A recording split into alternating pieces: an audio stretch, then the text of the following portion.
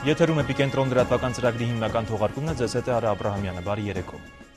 Հանրապետության նախագահ Սերժ Սարգսյանին այսօր իր հավատարմագրերն է հանձնել Հայաստանի Հանրապետությունում Կորեայի Հանրապետության դեսպան Վի Սոն Լակը։ Նախագահը շնորհավորել է դեսպանին պաշտոնը ստանձնելու կապակցությամբ եւ հույս հայտնել, որ իր փորձն ու կարողությունները դեսպան Վի Սոն Լակը լավագույնս կօգտագործի Հայաստանի եւ Կորեայի միջև հարաբերությունների խորացման գործում։ Զրուցակիցները երկուստեք ընդգծել են, որ հատկապես վերջին տարիներին ակտիվացած հայ-կորեական քաղաքական երկխոսությունը տարբեր մակարդակի փոխայցելությունները վկայում են հարաբերությունները ամրապնդելու եւ խորացնելու երկկողմ ցանկության մասին։ Կարևորվել է հատկապես միջազգային կառույցներում, առևտրատնտեսական եւ մշակութային բնագավառներում փոխգործակցությունը զարգացնելու ուղղությամբ տարվող աշխատանքը։ Կորեայի դեսպանը նշել է, որ հայ-կորեական քաղաքական երկխոսությանը նոր որակ եւ բովանդակություն կհաղորդի նախագահ Սերժ Սարգսյանի առաջիկա այցը Կորեայի Հանրապետություն։ Միացյալ Նահանգների պետդեպարտամենտի պաշտոնական ներկայացուցիչ Վիկտորիա Նուլանդը մեկնաբանելով ադրբեջանական պաշտոնյաների կողմից Ղարաբաղյան խնդրի ռազմական ճանապարհով լուծելու հավանականության մասին վերջերս հնչեցրած հայտարարությունը նշել է. Լինելով ԵԱՀԿ Մինսկի խմբի համանախագահ, Միացյալ Նահանգները նախկինի պես վճռական է տրամադրված երկու կողմերին ցուցաբերվելիք աջակցության եւ խնդրի խաղաղ կարգավորման հարցում։ Այս հակամարտությունը ռազմական լուծում չունի։ Միացյալ Նահանգները կոչ է անում կողմերին իրենց հասարակություններին նախապատրաստել խաղաղության, այլ ոչ թե պատերազմի, ինչպես նաեւ ձեռնպահ մնալ սադրիչ հայտարարություններից եւ գործողություններից, նշել է Նուլանդը գերատեսչությունում հրավիրված մամուլի ասուլիսի ժամանակ։ Իսկ ահա նույն այդ ընթացքում Թուրքիայի Եվրամիության ինտեգրման հարցերով պետնախարար Էգեմեն Բաղիշը ընդունելով Բաքվում կայանալիք Եվրատեսիլ երկի մրցույթի Թուրքիայի մասնակցին, անդրադառնալով Հայաստանի կողմից Ադրբեջանում կայանալիք մրցույթին չմասնակցելու բոյկոտի փաստին, հայտարարել է. «Մենք կցանկանայինք, որ Հայաստանը ոչ թե Եվրատեսիլից հետ կանգներ, այլ Լեռնային Ղարաբաղից»։ Անդրադառնալով լրագրողների այն դիտարկմանը, թե որոշ երկրներ կոչ են արել բոյկոտել Բաքվի Եվրատեսիլը, Բաղիշը դրանք անհեթեթություն է որակել, քանի որ մրցույթի Ադրբեջանում անցկացումը ընդամենը տեխնիկական խնդիր է դիտարկել։ Ադրբեջանը անցյալ տարի հաղթել է մրցույթում եւ վաստակել մրցույթը իր հարկի տակ անցկացնելու իրավունքը։ Ադրբեջանը միջազգային օրենքները հարգող եւ ժողովրդավարության ձգտող երկիր է, որևէ այլ երկիր դա քննադատելու իրավունք չունի, հայտարարել է տխրահռչակ թուրք նախարարը։ Մարտի 14-ին ժամը 17:25-ի սահմաններում Հայաստանի Հանրապետության Պաշտպանության նախարարության այն զորամասի պաշտպանության շրջանի մարտական հենակետերից մեկում հայտնաբերվել է նույն զորամասի պայմանագրային զինծառայող կրտսեր սերժանտ Սևակ Ալբերտի Ասլիկյանի դին։ Ըստ Պաշտպանության նախարարության հաղորդագրության փաստի արդիվ Հայաստանի Հանրապետության Պաշտպանության նախարարության քննչական ծառայության 6-րդ կայազորային քննչական բաժնում հարուցվել է քրեական գործ Հայաստանի Հանրապետության քրեական օրենսգրքի 104-րդ հոդվածի առաջին մասի հատկանիշներով։ Ըստ նախնական տվյալների Սևակ Ասլիկյանը գլխի շրջանում մահացու հրազենային վնասվածք ստացել է հակառակորդի կողմից արձակված գնդակից։ Կատարվում է նախաքննություն։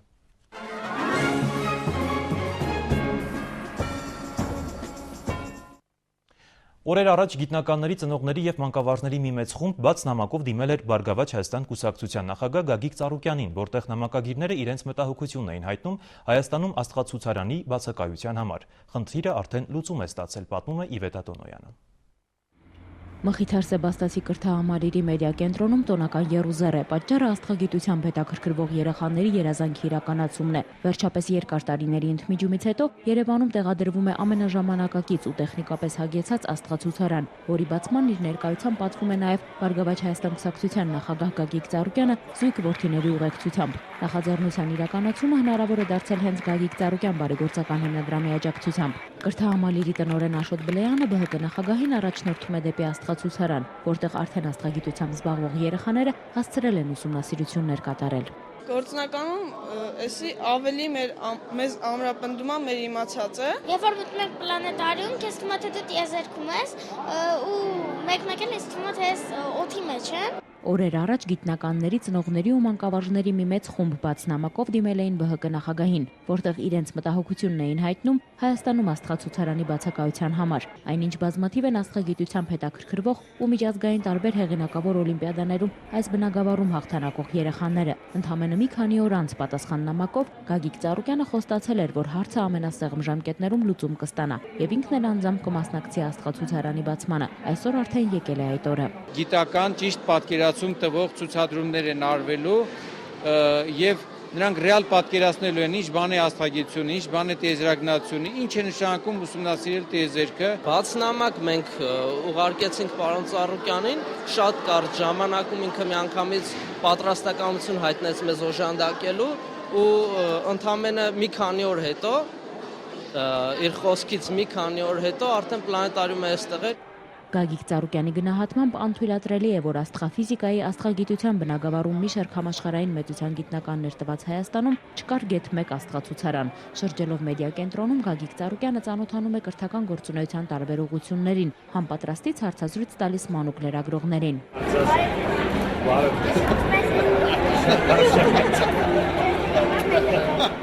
Հաջորդի Վարդեն Գագիկ Ծառուկյանը ծանոթանում է կրթահամալիրի կայքի աշխատանքներին, զրուցում մանկավարժների հետ, շեշտում, որ այստեղ ստեղծված են բոլոր պայմանները երեխաներին համակողմանի գիտելիքներով զինելու համար, իսկ ինքն իր հերթին մշտապես պատրաստ է լինել նրանց կողքին։ Դուք պայմաններ ու հնարավորություն եք ընձեռնել երեխաներին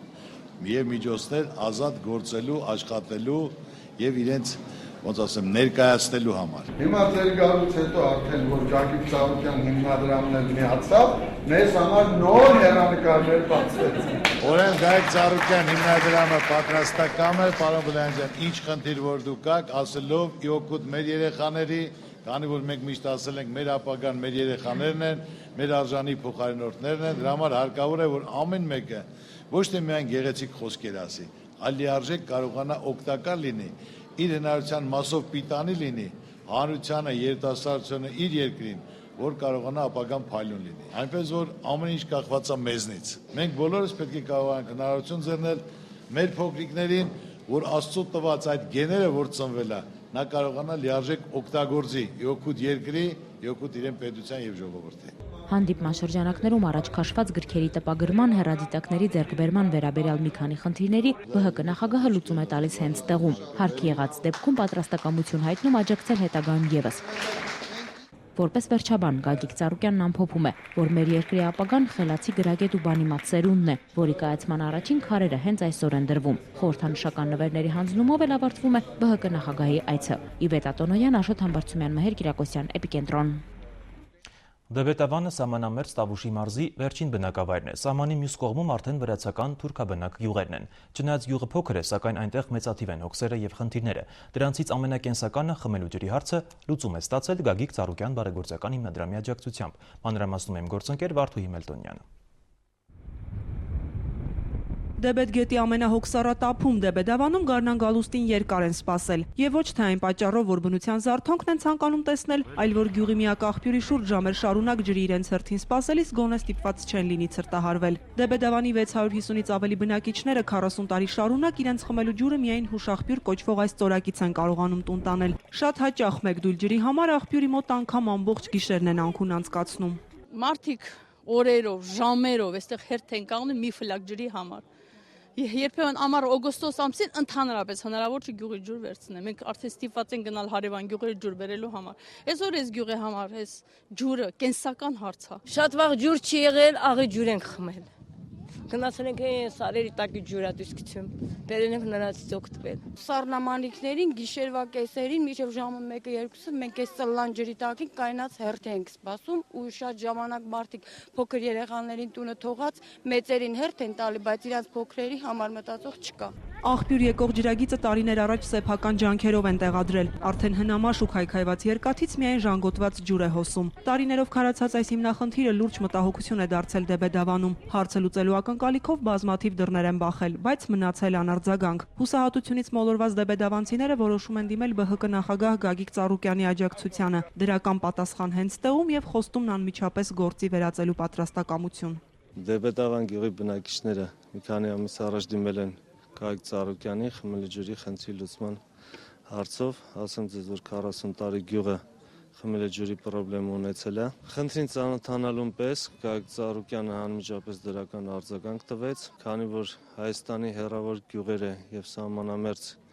բնակավայրերը միշտ էլ եղել են Գագիկ Ծառուկյանի ուշադրության կենտրոնում եւ նրա աջակցությունը եղել է տարբեր նախաձեռնությունների տեսքով։ Գագիկ Ծառուկյան բարեգործական հիմնադրամի աջակցությամբ Դեբեդավանում նոր ու բարձրորակ ջրատար խողովակներ տեղադրելուն զուգահեռ նաեւ ջրի մի շարք ծորակներ կկառուցվեն գյուղի ամենատարբեր հատվածներում։ Ուրախությունից հուզված դեբեդավանցիները երախտագիտությամբ են ընդգծում։ Հերթական աջակցությունը դարձյալ Գագիկ Ծառուկյանի կողմից է։ Գյուղի ամենակարևոր կենսական խնդրի լուծման շնորհիվ այլևս ստիպված չեն լինի գիշեր ու զոր ջրի հերթ պահել եւ այսուհետ իրենց առօրյա հոգսերով զբաղվելու ժամանակ կունենան։ Շնորհակալություն ենք հայտնում, որ մեր խնդիրը ինքը անարձագանք չթողեց, արագ արձագանքեց։ Մեզ համար այսօր ճիշտ ժամանակին արված գործ է։ Երկրորդ շունչ է այս խնդրում, որտեղ ջուր ու օդ եթե կա, գոյություն կյանք։ Սա երկրորդ շունչն է այս գյուղի համար։ Ամենակարևորը այն զգացմունքն է, որ մենք մենակ չենք։ Մեզի օգնող կա։ Ես ուզում եմ մեր համայնքի անունից շնորհակալություն հայտնել Բարգավաճ Հայաստանի կուսակցության ղեկավար պարոն Ծառուկյանին։ Ցանկանա որ հայոց աշխարհում այսպիսի բարերարներ շատ լինեն, որպեսզի հայ գյուղացու ձայնը հասնի տեղ եւ օգնեն իրենց ամենօրյա դժվարին աշխատանքում։ Տարիների ընթացքում պահանջները չի կատարվել, միշտ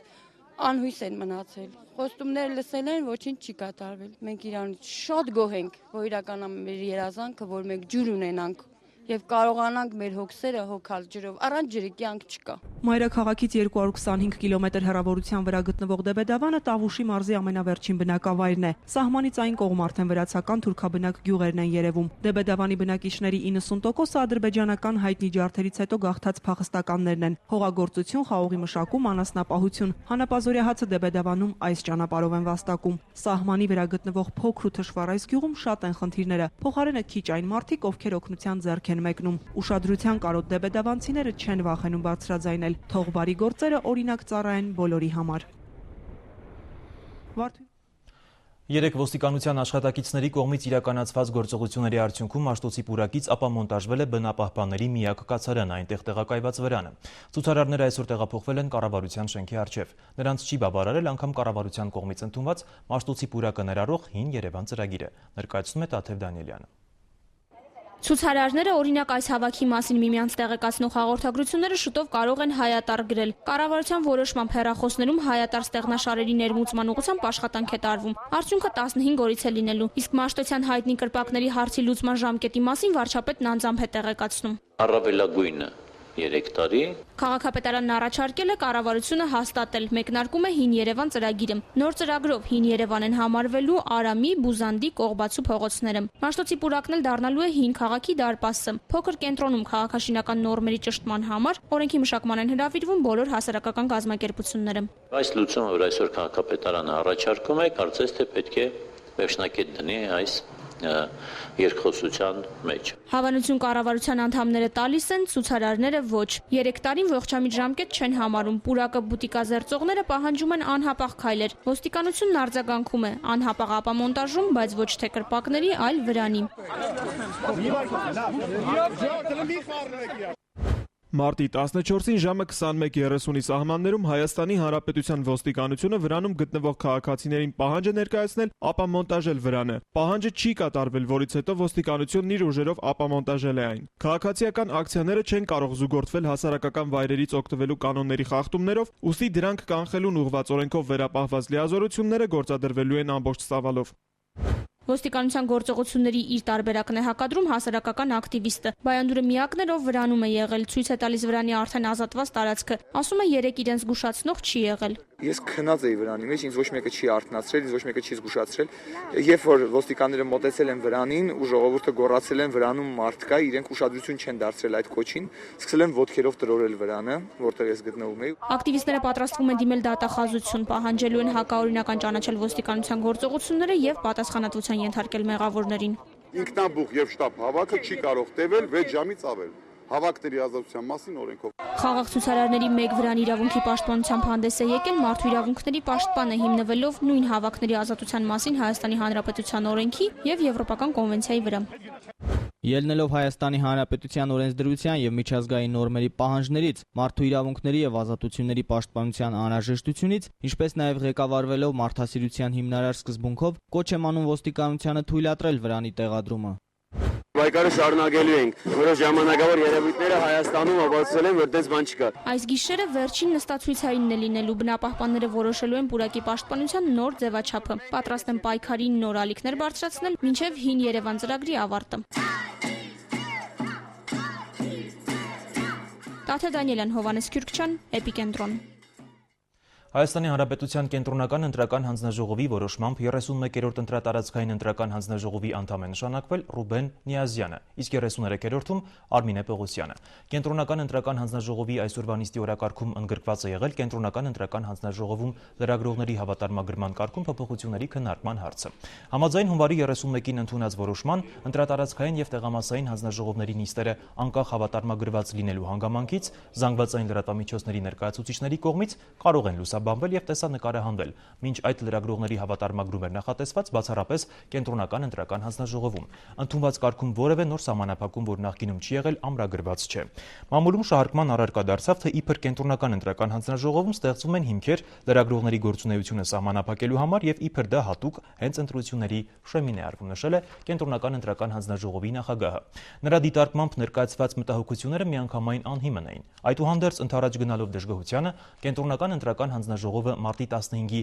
հերթական նիստում որոշում է կայացրել փոփոխություն կատարել լրագրողների հավատարմագրման մերժման կարգում։ Հայաստանի Հանրապետության վարչապետ Տիգրան Սարգսյանը մայիսի 6-ին կայանալիք խորհրդանական ընտրություններում դիտորդական առաքելություն իրականացնելու հրավեր է հղել ԵՀԿ ժողովրդավարական հաստատությունների եւ մարդու իրավունքների գրասենյակին։ ԵՀԿ Երևանյան գրասենյակից տեղեկացնում են, որ դիտորդների առաջին խումբը Հայաստան է ժամանելու հաջորդ շաբաթ։ Նշենք, որ ազգային ժողովի ընտրություններում դիտորդական առաքելություն են իրականացնելու ԵՀԿ 24 կարճաժամկետ եւ 250 երկարաժամկետ դիտորդներ։ Մինչ խորհրդանական ընտրություններում իր թեկնածության առաջադրումը ազգային ժողովի ԲՀԿ խմբակցության падգամավոր Մարտուն Գրիգորյանը այցելել է Հայ առաքելական եկեղեցու Շիրակի թեմի առաջնորդ Միքայել եպիսկոպոս Աչապահյանին։ Մանրամասները տեսանյութում։ Ազգային ժողովի падգամավոր Մարտուն Գրիգորյանն այսօր նախքան խորհրդարանական ընտրություններին իր թեկնածության առաջադրումը չխախտելով ավանդույթը իր թիմակիցների հետ միասին այցելեց Հայ առաքելական եկեղեցու Շիրակի թեմի առաջնորդ Միքայել եպիսկոպոս Աչապահյանին։ Սրբազանը նշեց, որ բարձր է գնահատում Մարտուն Գրիգորյանի նմանօրինակ գործելավոճը, ընդգծված հարգանքը եկեղեցու առաջնորդի անձի եւ հանգամանքի նկատմամբ։ Ես գտնում եմ, որ 5 տարի մենք կարողացել ենք ճիշտ աշխատենք, ճիշտ կազմակերպենք աշխատանքները։ Մենք եղել ենք մեր հնարավորության սահմաններում ժողովրդի կողքին, հնարավորության սահմաններում եղել ենք մեր եկեղեցու կողքին եւ ճիշտ ասած դա է մեզ ավելի շատ մղում նրան, որ մենք նորից կրկին գնանք այդ քայլին եւ այս բանը մեզ համար շատ կարեւոր է ձեր օգնությունը ստանալը։ Ձեր աշխատանքը այս 5 տարիների, անցած 5 տարիների ընթացքում տեսանելի է, շոշափելի է եւ իբրև ազգային ժողովում իբրև օրենսդրական աշխատանքի մեջ եւ նաեւ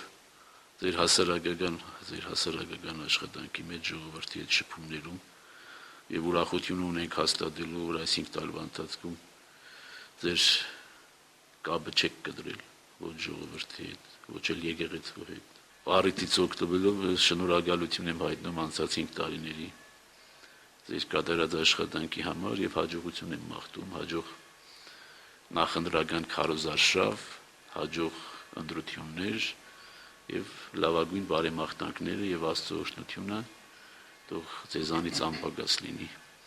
ձեզանից եւ ձեր թիմակիցներից։ Օրհնությունը ստանալուց եւ եկեղեցու մոմավառությունից հետո падգամավորն այնուհետև թիվ 34 ընտրատարածքային ընտրական հանձնաժողովում էր։ Հիշեցնենք, որ Մարտուն Գրիգորյանի թեկնածությունը թիվ 34 ընտրատարածքում մեծամասնական ընտրակարգով առաջադրել է Բարգավաճ Հայաստան կուսակցությունը։ Կուսակցությամբ առաջադրվելը մեծ նշանակություն ունի, քանի որ ես 2007 թվականին, երբ որ ընտրվել եմ ազգային ժողովի պատգամավոր, տարիուկես մնացել եմ որպես անկախ պատգամավոր, անկուսակցական, բազմաթիվ խնդիրներ, բազմաթիվ հարցերի առջև են կանգնել, որոնց լուծման համար պետք էր մեծ թիմ, պետք էր որ թիվունքի ունենաս մեծ թիմ։ Այս պարագայում 2009 թվականից հետո մինչ օրս ես այդ թիմի առավելությունը իմ թիվունքին զգացել եմ, իմ աշխատանքների մեջ այդ առավելությունը զգացել եմ։ Իսկ հա Հայաստանի ֆուտբոլի ֆեդերացիայի նախագահ Ռուբեն Հարապետյանը հաջորդ խորհրդանում չի լինելու։ Այս մասին նա տեղեկացրել է այսօր լրագրողների հետ հանդիպման ժամանակ։ Հայաստանի ֆուտբոլի ֆեդերացիայի նախագահը իր այդ որոշումը պատճառաբանել է չափազանց զբաղվածությամբ։ Ռուբեն Հարապետյանը UEFA-ում եւ FIFA-ում երկու կոմիտեների նախագահների տեղակալ է, իսկ նրանց բոլոր ժողովներն էլ երկուշաբթի եւ երեքշաբթի օրերին են։ Այդ օրերը համընկնում են ազգային ժողովի նիստերի օրերին։ Բացակայությունների պատճառով առաջացող ավելորդ ասեկոսեներին վերջ դնելու նպատակով Հանրապետական կուսակցությունը առավել նպատակահարմար է գտել, որ Ռուբեն Հայրապետյանը զբաղվի հայկական ֆուտբոլի զարգացմամբ։ Խոսելով քաղաքական իրադրությունից Հայաստանի ֆուտբոլի ֆեդերացիայի նախագահը քննադատական տեսակետներ է հնչեցրել ՀԱԿ-ի հասցեին միաժամանակ ողջունել է ապագա խորհրդարանում երգիչների, մարզիկների, լրագրողների ներկայության փաստը։ Ռուբեն Հայրապետյանը հրաժարվելով օրինաստեղծ գործունեությունից շարունակելու է մնալ ՀՀԿ անդամ եւ իր հնարավորություններով աջակցելու է Հարազատ կուսակցությանը առաջիկա ընտրություններում։ Հայոց կուսակցությունը իրականում որոշել է, որ ես պետք է դրեմ իմ թեկնածությունը, բայց հետո երբ որ ժամանակի առումով նախագահն տեսա, որ ես իրոք չեմ կարող, եւ ինքը որոշում կայացրեց, որ ես ավելի լավ կլինի մնամ ֆուտբոլում եւ անեմ ֆուտբոլի համար ամեն ինչ, բացի դրանից հանրապետության նախագահն իմ առաջ խնդիրներ էր, որ պետք է պարտադիր աշխարհի առաջնության ընտրական փուլը հաղթահարենք։ Եվ այդ խնդիրները երկուսը միասին անհնարին էր, ուղղակի ես որոշումը կայացրեց, որ պետք է չմասնակցեմ, ոչ մեծամասնական, ոչ համամասնական պատգամավորի ես պետք է չլինեմ։ Իդեպ Հայաստանի ֆուտբոլի ֆեդերացիայի նախագահ Ռուբեն Հայրապետյանը հերքել է իր եւ Հայաստանի ազգային օլիմպիական կոմիտեի նախագահ Գագիկ Ծառուկյանի միջև հակասությունների առկայության մասին շրջանառվող ասեկոսեները։ Շատ ջերմ հարաբերությունների մեջ ենք ես եւ Գագիկ Ծառուկյանը, հակասություններ մեզ չկա եւ շատ ես ուրախ կլեմ, երեք ինքերից մեկը մի հատ բիտ կար,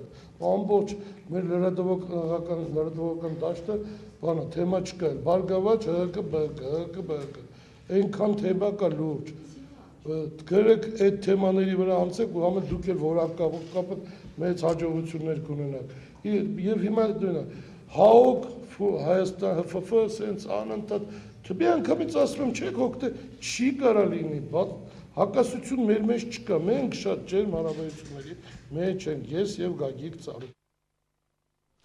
Քաղաքական իրավիճակը համարում եմ տխուր, այսպիսի գնահատական է տվել Ժողովրդական կուսակցության նախագահ Տիգրան Կարապետյանը երկրում ընթացող ներքաղաքական գործընթացներին։ Այդ տխուր իրավիճակը սակայն չի խանգարելու նրան մեծամասնական ընտրակարգով падգամավորի թեկնածու առաջադրվել Արտաշատ քաղաքը եւ հարակից գյուղերը ներառող թիվ 17 ընտրատարածքում։ Ավելին, այսօր Ժողովրդական կուսակցության նախագահը հայտարարել է, որ մասնակցելու է բոլոր ընտրություններին, այդ թվում եւ նախագահական։ Ոչ մի կուսակցության չեմ միանալու, ոչ մի դաշինք չեմ կնքելու։ Նոր խորհրդարան ձևավորելու գործում Տիգրան Կարապետյանի դիտարկմամբ ձգտելու է շատ տեղեր զբաղեցնել Բարգավաճ Հայաստան կուսակցությունը։ Հոյդան նույնպես որոշակի ձայն կհավաքի, իսկ ՕԵԿ-ին, եթե հարկ լինի, ականջներից բռնած կտանեն խորհրդարան։ Ընտրեք, որ տանուլ չտակ կարգախոսն ընտրած Կարապետյանի համոզմամբ նվաստացուցիչ պայմաններում ազգային ժողով կմտնի ՀԱԿ-ը եւ իր ամենաշատը 7 падգամավորով ոչինչ անել չի կարողանա։ Եթե ՀԱԿ-ը ընդդիմադիր կեցված կունեցողը նորից մի անձնյա ցուցակ է կազմում։ Լևոն Տեր-Պետրոսյանն է կազմում ցուցակը, էլ ուր մնաց ՀԱԿ-ը, էլ ուր մնացին այդքան կուսակցությունները։ Չէ՞ որ եթե դա ՀԱԿ է, եթե դա կուսակցությունների հավաք է, իրենք ուրեմն պետք է բազմակարծություն լինի։ ՀՅԴ բյուրոյի ներկայացուցիչ Հրանտ Մարգարյանը, բյուրոյի անդամ Լևոն Մկրտչյանը եւ ՀՅԴ Հայդատի եւ քաղաքացիական հարցերի գրասենյակի պատասխանատու Կիրո Մանոյանը այսօր ընդունել են Հայաստանում Եվրամիության ուրանշանակ դեսպան պատվիրակության ղեկավար Տրայան Հրիստիային, առաջին խորհրդական, քաղաքական, տնտեսական մամուլի եւ տեղեկատվության բաժնի ղեկավար Օնո Սիմոնսին եւ քաղաքական հարցերով պատասխանատու Անդրեյ Դիդեյոկոին։ Հանդիպան ընթացքում քննարկվել են Հայաստանում մայիսին նախատեսվող խորհրդարանական ընտրություններին առնչվող հարցեր։ Դաշնակցության ներկայացուցիչները ներկայացրել են կուսակցության դիրքորոշումը եւ ընտրությունների մասին ունեցած իրենց գնահատականը։ ՀՅԴ ներկայացուցիչներն ընդունել են դեսպանի Եվրամիության անդամ երկրների դեսպանների հետ հանդիպումների շարքին մասնակցելու առաջարկը։ Աջակցություն Հայաստանի խորհրդարանական եւ նախագահական ընտրություններին։ ԵԱՀԿ-ն եւ Եվրամիությունը համատեղ ծրագրով այսօր պայմանագիր են ստորագրել Մարդու իրավունքների պաշտպանի գրասենյակի հետ, նպատակ ունենալով ապահովել ընտրությունների անցկացման արդարությունը եւ թափանցիկությունը։ Ծրագրի շրջանակում հանրապետության 6 մարզերում ստեղծվելու են Մարդու իրավունքների պաշտպանության գրասենյակներ։ Կգործեն թեժ գծեր։ Ընտրությունների աջակցության ծրագրի ընդհանուր արժեքը 1.7 միլիոն եվրո է, որից 278,000-ը տրվում է ՄԻԲ գրասենյակի տնօրինությանը։ Կողմերը շեշտել են, որ ծրագրի շնորհիվ նոր առաջընթաց կկատարվի ընտրական գործընթացներում մարդու իրավունքների պաշտպանության համար։ Հայկական կողմի հետ համագործակցության այս ծրագրի տևողությունը լինելու է 19 ամիս, ներառելով Հայաստանի խորհրդարանական եւ նախագահական ընտրությունները։ Նախատեսված է ստեղծել արագ արձագանքման խմբեր, որոնք ուսումնասիրեն եւ ժամանակին կարձագանքեն նախընտրական շրջանում եւ բուն ընտրությունների ժամանակ տեղի ունեցող խախտումներին։ Քաղաքական իրավունքները, ընտրական իրավունքը մասնավորապես հիմքն է մնացած բոլոր իրավունքների արդյունավետ իրականացման։ Մի քանի օր առաջ Արմավիա ընկերությունը դադարեցրել էր իր չվերթները, պատճառաբանելով, որ Զվարթնոց օդանավակայանի սպասարկման համար շատ բարձր գին է սահմանել։ Այդ կապակցությամբ Հայաստանի Հանրապետության վարչապետի կողմից ստեղծված աշխատանքային խմբի հետ միասին Արմենիա միջազգային օդանավակայաններ, Փակ բաժնետիրական ընկերությունը եւ Արմավիա ավիաընկերությունը բանակցություններ էին սկսել։ Բանակցությունների 4-րդ օրը կողմերը եկել են համաձայնության։ Պարտքերից ստվարածավալ մի բեռ Արմավիա ընկերության ֆինանսական ներկայիս վիճակն է այսպիսին։ Շատերի կարծիքով Արմավիայի կողմից Զվարթնոցի հասցեին հնչեցրած մեղադրանքները ընկերության կուտակած արտաքին պարտքը թաքցնելու նպատակ է հետապնդել։ Այնուամենայնիվ Զվարթնոց օդանավակայանը համաձայնություն է տվել Արմավիայի ներկայացրած առաջարկներին։ Արմենիա միջազգային օդանավակայանները մշտապես զերծ է մնացել Արմավիայի կողմից արված անհիմն հայտարարություններին որևէ կերպ մեկնաբանություն տալուց։ Մենք կողմ ենք արտահայտվել Արմավիայի ներկայացրած առաջարկներին եւ ստորագրել ենք այս համաձայնագիրը։ Հուսով ենք, որ այսուհետ ընկերությունը կկատարի իր պարտավորությունները եւ ապագայում կնպաստի Հայաստանի քաղավիացիայի զարգացմանը։ Մարսելո Վերդեն հավելում է, սպասարկման գնի բարձրացումը չէր կարող էական ազդեցություն ունենալ Արմավիայի ֆինանսական վիճակի վրա։ Պատճառը պարզ է, սպասարկման համար վճարվող գումարները Արմավիայի կատարած ծախսերի չնչին մասն են կազմում, եթե հաշվի առնենք դիզվառելիքը, ինքնաթիռների վարձակալությունը, աշխատավարձերը։ Արմենիա միջազգային օդանավակայանի գլխավոր մենեջերի տեղակալ Անդրանիկ Շխյանը փաստում է, համաձայնագիրը ստորագրելու իրենց դրդապատճառներն են ունեցել։ Հիմնական պայմանը եղել է նա, որ ավիաընկերությունը խոստացել է կարճ ժամանակում տրամադրել նոր զարգացման ծրագիր, որ ընկերությունը պետք է մշակի։ Այսինքն մեզ վստահեցրել են, որ ընկերությունը կունենա նոր զարգացման սխեմաներ, նոր կառավարման մեթոդներ, որոնք ավելի եւ օդանավականի զարգացմանը կնպաստեն եւ օդային փոխադրումները կհարմարեցնեն։ Մեր ընկերության համար շատ կարեւոր է այդ գումարը հետ ստանալ։ Սա կուզեմ, որ լինի հիմնական խնդիրն է եղել սեղանին դրված քննարկում։ 5 միլիոն 300 հազար դոլար։ Արմավիան հենց այսքան է պարտք Արմենիա միջազգային օդանավակայանին։ Համաձայնագրով նախատեսվում է, որ Արմավիան պետք է սկսի մարել իր պարտքը մոտ օրերս։ Պարտքը մարվելու է ոչ թե միանվագ, այլ մաս-մաս։ Իսկ ավելի ցածր սակագները սկսելու են գործել ապրիլի 1-ից։ Լավատեսներին շտապ ենք տխրեցնել, որ այսքանով ամեն ինչ չի ավարտվում։ Ըստ համաձայնագրի, եթե Արմավիան ժամանակին չկատարի իր պարտավորությունները, փաստաթուղթը կորցնելու է ուժը։ Դեպքերի նման զարգացման պարագայում Արմենիա միջազգային օդանավակայանի ներկայացուցիչները վստահեցնում են, հարկ եղած դեպքում դատական միջամտության շնորհիվ կստիպեն Արմավիային մարել պարտքերը։ Գևորգ Խաչատրյան, Հովանես Չապարյան, Էպիկենտրոն։ Կենտրոն եւ Նորք Մարաշ վարչական շրջանների ընդհանուր իրավասության դատարանում շարունակվում է ոստիկանության քրեական հետախուզության գլխավոր վարչության նախկին պետ Հովանես Թամամյանի քրեական գործով դատաքննությունը։ Նիստի հենց սկզբից դատավորը տեղեկացրել է գործով մյուս երկու ամբաստանյալներ Արմեն Պողոսյանի եւ Վահան Խանզատյանի դատարան ներկայացրած այսօրվա միջնորդության մասին։ Մանրամասնում է իմ գործընկեր Արթուր Հակոբյանը։ Ի տարբերություն այս գործով մյուս դատական նիստերի, որոնք դեռ չսկսված հետաձգվում էին, այսօրվա դատական նիստը բավական հագեցած էր։ Մեղադրող կողմը հրապարակում է մեղադրական եզրակացությունը։ 2009 թվականի նոյեմբերի 5-ին Գավառում Հակոբ Հովսեփ Հովհաննիսյանների եւ Սպարտակ Զարգարողյանի նկատմամբ սպանության փորձ իրականացրած իր մտերիմն է հրահրողջապահության նախկին փոխնախարար Աբրահամ Մանուկյանի սանիկն է։ Միաժամանակ Գեղարքունիքի մարզի դատախազի նախկին տեղակալ Եվան Մարտիրոսյանի ազգականն է։ Արտուր Մարտիրոսյանի եղբայրներին նշված առանձնապես ծանր հանցագործությունը կատարելու համար քրեական պատասխանատվությունից ձեռք պահելու անձնական շահագրգռվածությունից ելնելով եւ այդ դիտավորությամբ իր ծառայական պարտականությունները չի կատարել։ Մեղադրող կողմը նաև տեղեկացրեց, որ Հովանես Թամամյանը ոչնչացրել է չբացահայտված հանցագործության վերաբերյալ քրեական գործի շրջանակներում վերահսկման դրված եւ 2009 թվականի նոյեմբերի 5-ին Գավառում Հակոբ եւ Հովսեփ Հովհաննիսյանների, ինչպես նաև Զարգարարողյանի նկատմամբ սպանության փորձն իրականացրած Արամ եւ Արթուր Մարտիրոսյանների առնչությունը հաստատող տեղեկություններ պարունակող հեռախոսային խոսակցությունների գաղտնալսման ամփոփագիրը։ Մեղադրող կողմը հրապարակեց նաև նախաքննությամբ ձեռք բերված ապացույցներով Հովանես Թամամյանին վերագրվող մյուս հանցագործությունը։ Հովանես Թամամյանը կազմակերպելու փաստացի ղեկավարել է նաև 2010 թվականի մայիսի 12-ին Երևան քաղաքի Կոմիտասի Բողոկայում երկու խմբավորումների միջև տեղի ունեցած փոխհրաձգության ընթացքում Արսեն Ահարոնյանին ու Պետրոս Գրիգորյանին հրազենային ծանր մարմնական վնասվածքներ պատճառելու եւ Խաչիկ Մկրտչյանին սպանելու դեպքի արտիք քննող քրեական գործի շրջանակներում հանցագործության բացահայտման ուղղությամբ ոստիկանության առաքինի բաժնի եւ քրեական հետազոտության գլխավոր վարչության աշխատակիցների օպերատիվ հետազոտական գործողությունները։ Վերոնշյալ արարքների կատարման համար Հովհաննես Թամամյանը մեղադրվում է Հայաստանի Հանրապետության քրեական օրենսգրքի 308 հոդվածի առաջին եւ երկրորդ մասերով։ Այն է պաշտոնատար անձի կողմից իր պաշտոնեական դիրքը ծառայության շահերին հակառակ օգտագործելը կամ ծառայողական պարտականությունները չկատարելը եւ նույն արարքը, որն անզգուշությամբ առաջացրել է ծանր հետևանքներ հատկանիշներով։ Գործով մյուս երկու ամբաստանյալներ Արմեն Պողոսյանը եւ Վահան Խանզադյանը մեղադրվում են քրեական օրենսգրքի 308 հոդվածի երկրորդ մասով պաշտոնեական լիազորությունները չարաշահելը, որն առաջացրել է ծանր հետևանքներ։ Նշենք, որ ամբաստանյալներ Արմեն Պողոսյանի ու Վահան Խանզադյանի պաշտպանները միջնորդություն էին ներկայացրել դատական քննությունը արագացված կարգով կիրառելու մասին։ Թամամյանի պաշտպանը 10 րոպե ընդմիջում է խնդրում իր պաշտպանյալի հետ խորհրդակցելու համար, ճշտելու իր պաշտպանյալի դիրքորոշումը դատական քննությունը արագացված կարգով կիրառելու մասին դատարան ներկայացրած միջնորդության վերաբերյալ։ Ընդմիջումից հետո Հովհաննես Թամամյանը չի առարկում միջնորդությունը եւ ընդունում է առաջադրված մեղադրանքը։ Ես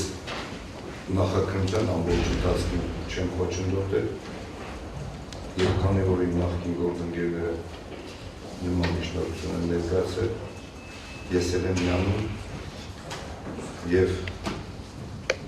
համաձայն եմ արագացված դատականություն կարգ կիրառելու դեմ չեմ։ Մեղադրանքի հետ համաձայն եք։ Այո։ Նշենք, որ գործն արագացված կարգով քննելու դեպքում ապացույցների հետազոտություն, վկաների հարցաքննություն չի լինելու։ Հաջորդ դատական նիստը տեղի կունենա մարտի 20-ին։ Արթուր Հակոբյան, Հովհաննես Չապարյան, Էպիկենտրոն։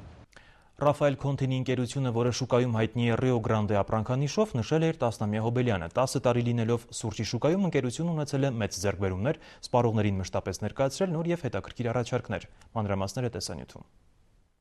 Այս սուրճը շատ բան գիտի ձեր մասին։ Այս կարգախոսով եւ իր Rio Grande ապրանքանիշով է Ռաֆայել Քոնթինի ընկերությունը սուրճի շուկայում գործունեություն ծավալել եւ առաջին իսկ օրվանից առանձնացել արտահանման ծավալներով եւ որակին տրված բարձր գնահատականով։ 2002-ից 2009 թվականներին ընկերությունը եղել է սուրճի համար 1 արտահանողը։ Արտահանման ամսական ծավալը 120-ից 130 տոննա է կազմել։ Շարունակելով բեղմնավոր գործունեությունը Rio Grande-ն սպառողներին է առաջարկում էկոլոգիապես մաքուր ծավալեղենի եւ նպարեղենի հարուստ տեսականի։ Նորություններից առանձնանում է նաև թթվային յուրահատուկ համով աչքի ընկնող սուրճի նոր կլասիկ արաբիկա տեսականին։ Այսօրվա մեր դասամյակի արդիվ գդարված նորարարությունները մեր ընկերության կողմից դա կլասիկ արաբիկայի նորամուծությունն է հայկական շուկա եւ նպարեղեն եւ ծավալեղեն անունով Rio Grande նոր ապրանքատեսակներն են, որոնք փորձարարական մի փոքր շրջան անցան նախորդ 3-4 ամիսներում եւ շատ մեծ հաջողությունների հասան։ Ամփոփելով ընկերության 10-ամյա գործունեությունը Ռաֆայել Քոնթինիի հիմնադիրը նշում է, որ գործունեության մեկնարկից առ այսօր իրենց կարևորագույն նպատակն է եղել սպառողին առաջարկել առավելագույնս որակյալ սուրճ առանց ավելորդ բաղադրանյութերի։ Rio Grande սուրճը հայկական շուկայում լավագույն սուրճի համարում ունեցող ապրանքանիշերից է, որն արդեն գրավել է նաև արտասահմանյան մի շարք շուկաներ։ Rio Grande-ն դա կայացած հայկական բրենդ է, կարող ենք խոստովանել դա եւ կցանկանայինք նոր նվաճումներ,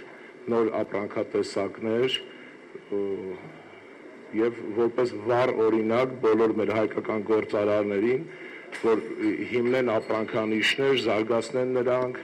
եւ ինչու ոչ դուրս բերեն արտաքին շուկաներ։ Հայաստանում սննդի արդյունաբերության ոլորտում բեղմնավոր գործունեության, ոլորտի զարգացման գործում նշանակալի ավանդի, նոր աշխատատեղերի ստեղծման եւ հոբելյանական 10-ամյակի կապակցությամբ ընկերության նախագահը պարգևատրում է արդյունաբերողների եւ գործարարների միության ոսկե մեդալով։ Ինչով է առանձնանում առաջ ետին բարձր արտադրական կուլտուրայով, եվրոպական ստանդարտներին հասնող մենեջմենթով, հավասար մրցակցային դաշտում հավասար մրցակցելով եւ իր դեմքը պահելով եւ ամենակարևորը Սփյուռքից բերված այն գիտելիքները եւ բարոյականությամբ, որը մեր բիզնեսի համար խիստ կարեւոր է։ Նշենք, որ ընկերությունը ներմուծում է սուրճի տարբեր տեսակներ Ինդոնեզիայից, Վիետնամից, Հնդկաստանից, Բրազիլիայից, Կոլումբիայից։ Տեսականին ներառում է բազմազան, յուրահատուկ եւ հարմարավետ փաթեթավորմամբ սուրճ։ Արթուր Հակոբյան, Հովհաննես Քյուրքչյան, Էպիկենտրոն։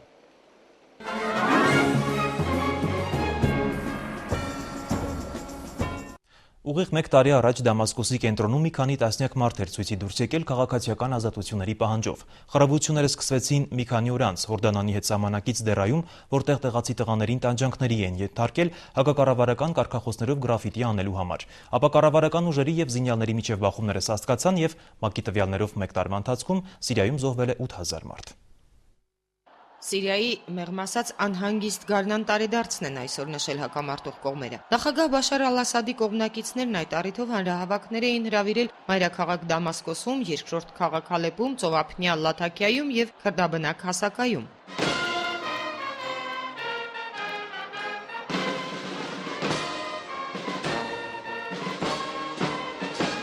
Հոմսում ամրացած զինյալները, որոնց արևմտյան մամուլն անվանում է ընդդիմադիր ակտիվիստներ, իսկ Ասադի վարչակազմը ապստամբ զինյալներ, այլ կերպ նշեցին տարեդարձը։ Նրանք Skype-ով տված հարցազրույցներով կամ YouTube-ով տարածված ուղերձներով վստահեցրին, թե հաղթելու են ու տապալելու Ասադի վարչակարգը։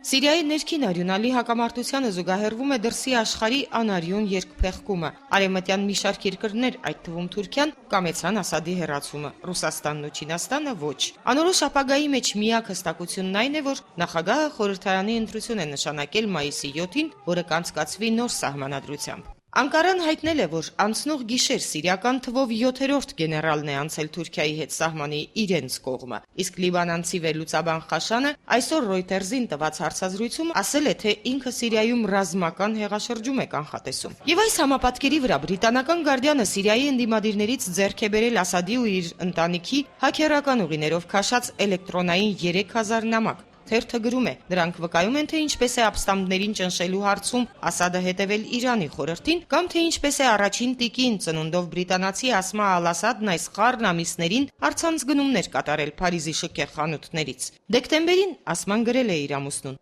«Եթե մենք միասին ուժեղ լինենք, միասին կհաղթահարենք սա, ես քեզ սիրում եմ»։ Իդեպ, ըստ նույն աղբյուրի, Ասմա Ալ-Ասադը մերժել է իր էլեկտրոնային փոստի հասցեն տրամադրել Թուրքիայի վարչապետի կնոջը Էմինե Էրդողանին, պատճառաբանելով, որ վարչապետ Էրդողանը վիրավորել է նախագահ Ասադին։ Ռուզան Խաչատրյան, Էպիկենտրոն։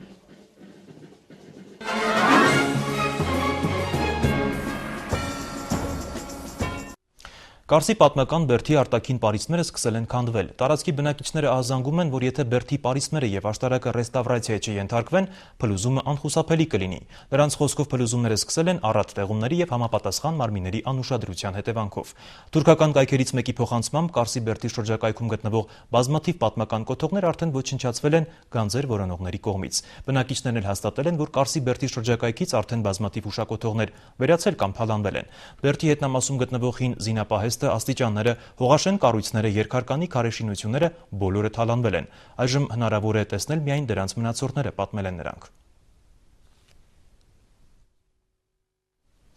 Այսօր կրկեսի հայ դերասան ծաղրածու հավերժ երիտասարդ եւ հավերժ սիրելի Լեոնիդ Ենգիբարյանի ծննդյան օրն է։ Դասականների շարքը վաղուց համալրած հայ մեծագույն Միմի տարեդարձը նշել է սովորիթի պես մի բան է դարձել Մնջախաղի պետական թատրոնի համար։ Րոպեներ առաջ Սոս Պետրոսյանը հավաստիացրել է, որ իրենք դիմելու են վերադաս մարմիններին Երևանի պետական կրկեսը Լեոնիդ Ենգիբարյանի լուսավոր անվամբ կոչելու համար։ Նրա խոսքը լսելով Երևանի Մնջախաղի պետական թատրոնի գեղարվեստական ղեկավար Ժիրայր Դադասյանն ուրախությամբ հիշեցրել է, որ հայտնի ծաղրածուի անունով արդեն Մնջախաղի փառատոն ունենք։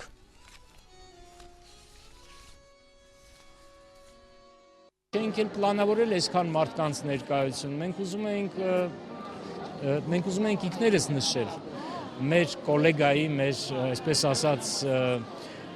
խոշոր վարպետի, համաշխարհային մեծության վարպետի տոնը։ Մարսել Մարսոն կենաց բարձրացեց եւ ասեց՝ «Մինչ այսօր ինձ էին համարում աշխարհի առաջին միմը։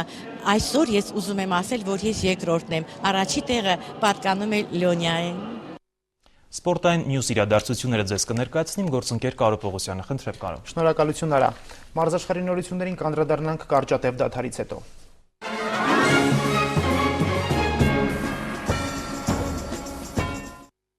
Բարի երեկո։ Ավարտվեց UEFA-ի Չեմպիոնների լիգայի 1/8 եզրափակիչ փուլը։ Անցած գիշեր ի հայտ են եկել քառորդ եզրափակիչի վերջին երկու մասնակիցները։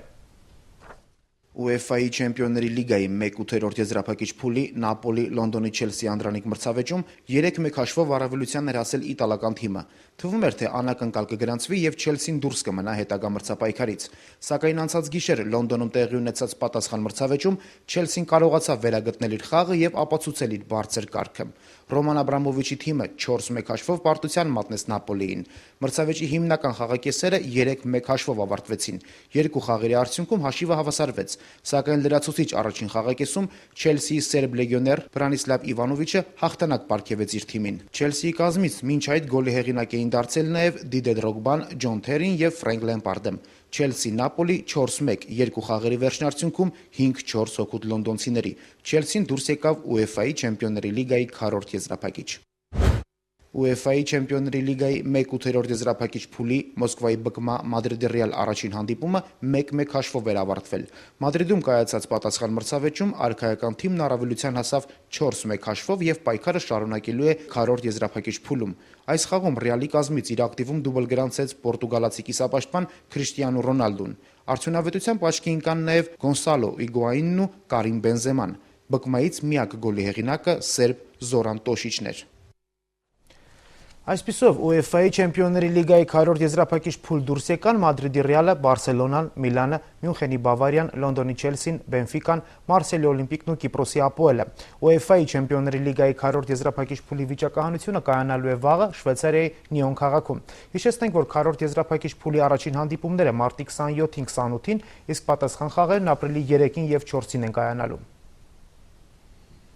Ամերիկայի Միացյալ Նահանգների Ինդիան Ուելս քաղաքում ընթացող թենիսի Մաստերս շարքի միջազգային մրցաշարում իր հաղթաշարն է շարունակում Դավիթ Նալբանդյանը։ Արգենտինայի թենիսիստը 1/8 եզրափակիչ խաղում 3 սեթում 3-6, 7-5 եւ 6-3 հաշվով պարտության է մատնել ֆրանսիացի Ժո Ուլֆրիդ Ցոնգային եւ դուրս եկել 4-րդ եզրափակիչ, որտեղ ուժերն է չափելու աշխարհի երկրորդ ռակետ իսպանացի Ռաֆայել Նադալի հետ։ Մարզաշխարհի նորություններից այսօր այսքանն ենք նախատեսել։ Կհանդիպենք վաղը։ Բարի գիշեր։ Ցտեսություն։ Ռոսգոստրախ Արմենիա շուկայի բացարձակ առաջատար ապացուցված է։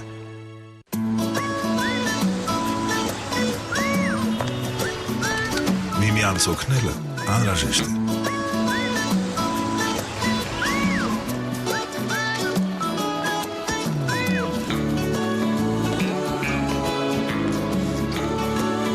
Մենք հաճախ ենք սատարում ուրիշներին։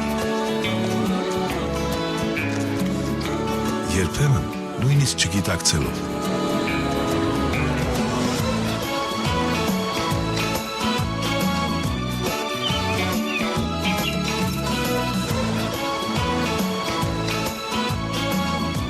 Որովհետև մեզ համար դա բնական է։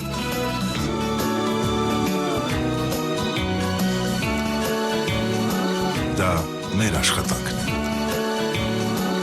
Ռոսգոստրախ Արմենիա շուկայի բացարձակ առաջատար ապացուցված է։